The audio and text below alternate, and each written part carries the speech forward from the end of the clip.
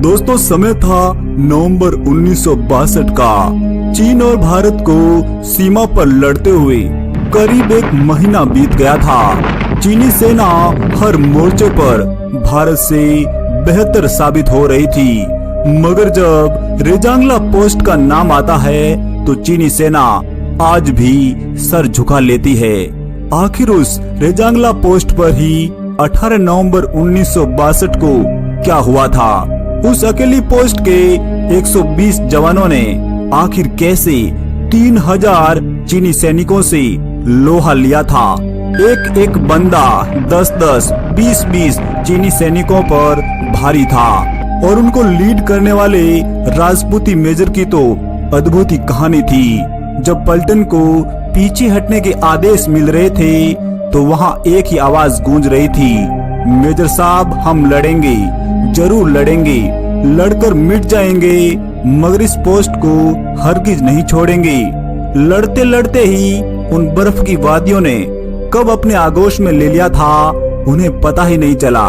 तो चलते हैं इतिहास के उस भयानक दिन में जहां यह समय था अक्टूबर 1962 का।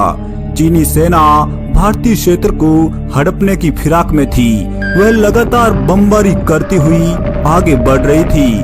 तेरा कुमायूं की चार्ली कंपनी जो जम्मू कश्मीर में तैनात थी, रातों रात इन्हें लेह भेजने का आदेश मिलता है और इसी चार्ली कंपनी को लीड कर रहे थे मेजर शैतान सिंह। असल में इस तेरा कुमायूं पलटन को लद्दाख में मौजूद चुशुल हवाई पट्टी की रक्षा के लिए भेजा गया था। दूसरी तरफ चीनी सैनिक भी इस पट्टी पर कब्जा करने के लिए आगे बढ़ रहे थे। चुशुल हवाई पट्टी और आसपास का एरिया सामरिक रूप से बहुत ही महत्वपूर्ण था। पूर्वी लद्दाख में भारत चीन सरहद पर यहीं पर मौजूद थी रेजांगला पहाड़ी। मेजर शैतान सिंह और उनकी चार्ली कंपनी ने रेजांगला में ही अपनी पोस्ट बनाई और इनमें करीब 120 सिपाही थे।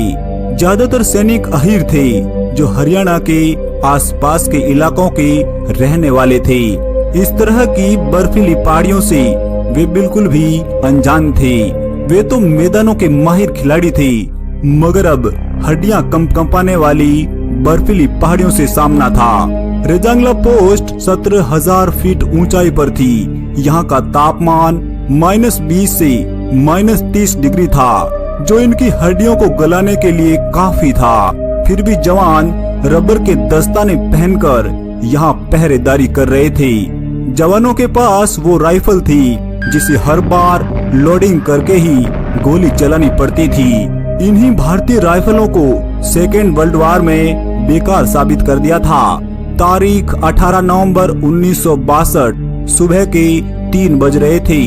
अचानक चकाचौंध करने वाली रोशनी पोस्ट की तरफ आ रही थी।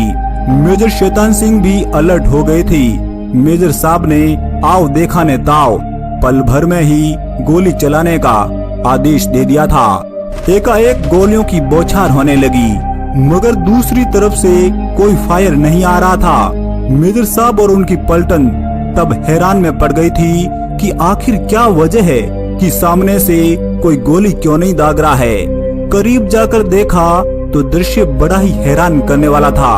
असल में ये याक कहे जाने वाले पहाड़ी बेल थे और चीनियों ने इन्हीं के सींगों में लालटेन डालकर यहाँ एक चाल को अंजाम दिया था। चीनी सेना ये जान गई थी कि भारतीय सेना के पास कम मात्रा में ही हथियार है, तभी तो वो इतनी ऊंचाई पर चढ़ पाई है।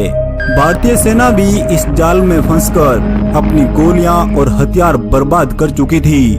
मेजर शैतान सिंह ने रेडियो संदेश के माध्यम से अपने उच्च अधिकारियों से बात कर मदद पाने की कोशिश की, मगर हर बार की तरह उन्हें मदद की कोई गुंजाइश ही नहीं मिल रही थी। अधिकारी बार बार यही कहते रहे कि किसी भी तरह अपनी पलटन को बचाओ, पोस्ट छोड़कर वापस नीचे आ जाओ, मगर मेजर शैतान सिंह की रगों में राजपूती खून सवार था। असल में मेजर शैतान सिंह राजस्थान के जोधपुर जिले के बाणासर गांव के निवासी थे।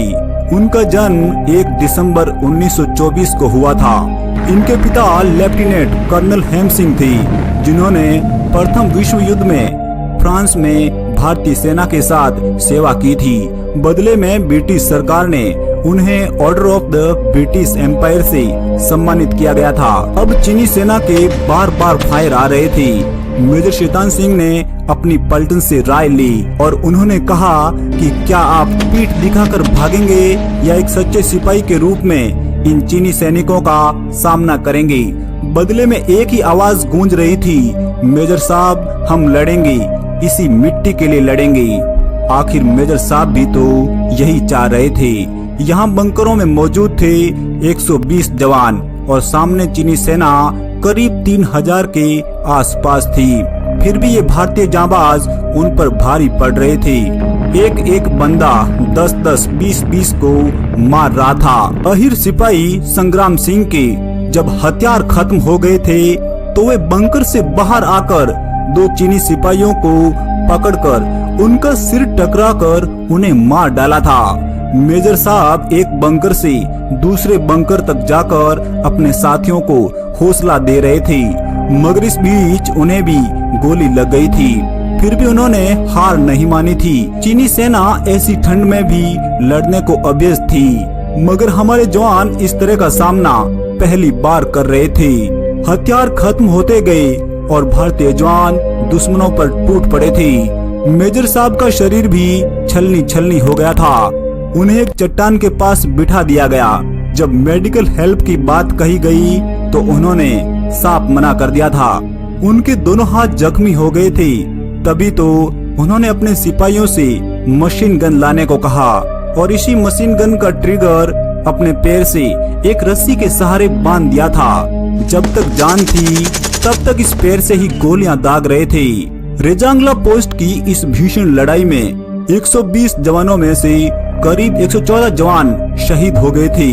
4 जवानों को चीनी सेना ने कैद कर लिया था और 2 जवान मेजर साहब से आदेश लेकर अपने उच्च अधिकारियों को सूचित करने के लिए निकल पड़े थे। 3 दिन बाद ही 21 नवंबर 1962 को चीन की तरफ से सीज फायर की घोषणा होती है। करीब 3 महीने बाद समय था फरवरी 1963 का, जब यहाँ की बर्फ पिघल गई थी। एक गडरिया अपनी भेड़ों को खोजते हुए इस जगह पहुँच गया था। तभी उन्होंने सेना की वर्दी में सिपाहियों को देखा। यह खबर मिलते ही भारतीय आर्मी और रेड क्रॉस सोसाइटी इस जगह पर पहुंच जाती है। यहाँ का दृश्य भी हैरान करने वाला था। करीब 3 महीने बीत गए हैं, मगर फिर भी इन जवानों की निगाह दुश्मनों की तरफ ही थी। 120 जवानों ने लड़ते लड़ते कब गहरी नींद में सो गए थे पता ही नहीं चला। मेजर शैतान सिंह भी गन से लिपटे हुए पाए गए थे। ऐसा लग रहा था कि उन्होंने शहीद होने के बाद भी मशीन गन को ढीला नहीं छोड़ा था। इन सैनिकों का शरीर गोलियों से छलनी छलनी हो गया था, मगर एक भी गोली उनके पीठ की तरफ नहीं थी। ये हमारे जांबाजों का ही खौफ था, जिसकी वजह से चीनी सैनिक रेजांगला पोस्ट को पार नहीं कर पाए थे। चीनी सेना ने भी यह स्वीकार किया था कि 1962 की जंग में उन्हें सबसे अधिक नुकसान रेजांगला पोस्ट पर ही हुआ था। मेजर शहीद शैतान सिंह का पार्थिव शरीर उनके होम टाउन जोधपुर में राजकीय सम्मान के साथ अंतिम संस्कार किया गया था। उन्हें मरणोपरांत परमवीर चक्र से सम्मानित किया गया था। बाकी सैनिकों की सामूहिक चिताएं रेजांगला के बटालियन हेडक्वार्टर के सामने सम्मान के साथ जलाई गई थी। दोस्तों, माँ भारती के इन सच्चे सपूतों को एक लाइक तो बनता है। जय हिंद, वंदे मातरम।